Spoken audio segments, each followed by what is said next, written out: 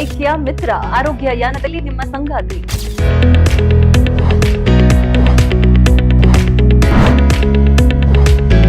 ರಕ್ತಹೀನತೆ, haemoglobin less than 11 anaemia in pregnancy ಅಂತ ಹೇಳ್ತೀವಿ. ಪ್ರೆಗ್ನೆನ್ಸಿ ಟೈಮಲ್ಲೇ ಹೆಚ್ಚಾಗುತ್ತಾ ಇದು ಹೇಗೆ? ಪ್ರೆಗ್ನೆನ್ಸಿ ಟೈಮ್ ಅಲ್ಲಿ ಡಿಫ್ರೆಂಟ್ ಕಾಸಸ್ ಇರುತ್ತೆ. ಫಿಸಿಯೋಲಾಜಿಕಲ್ ಅನೀಮಿಯಾ ಅಂದ್ರೆ ಏನದು, ಯಾಕಾಗುತ್ತೆ? ಅನೀಮಿಯಿಂದ ಬರುವಂತ ಸಿಂಪ್ಟಮ್ಸ್ ಯಾವುದು ಇರಲ್ಲ, ಅವ್ರು ಹೆಲ್ದಿ ಆಗಿ ಇರ್ತಾರೆ.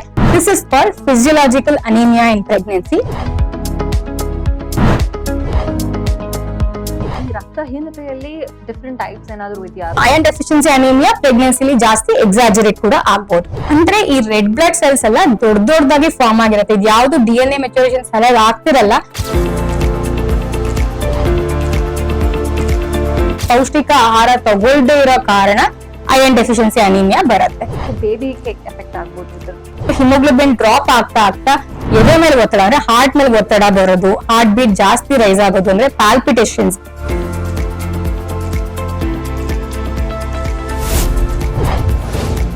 ಐಕ್ಯ ಮಿತ್ರ ವೀಕ್ಷಿಸಿ ಮಧ್ಯಾಹ್ನ 12:30ಕ್ಕೆ.